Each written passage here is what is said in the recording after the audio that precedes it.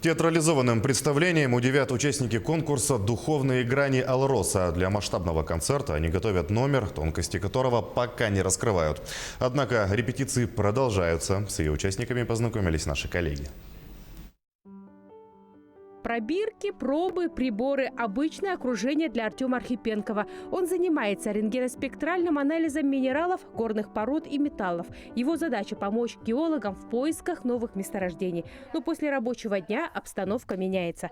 По вечерам мужчина читает стихи и поет. Вот уже 3-й год выступает на сцене наравне с коллегами. Первые репетиции мы мало друг друга знаем, а потом уже на прошествии времени, когда у нас уже не первый десяток этих репетиций походим, мы уже начинаем сплачиваться.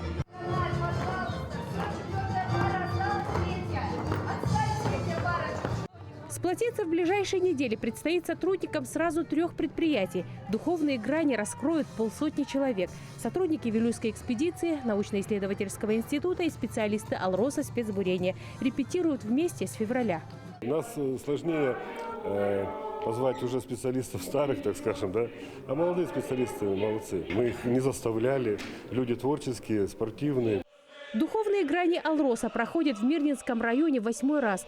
Конкурс соберет коллективы алмазной компании, тех, что входят в структуру профсоюза «Профалмаз».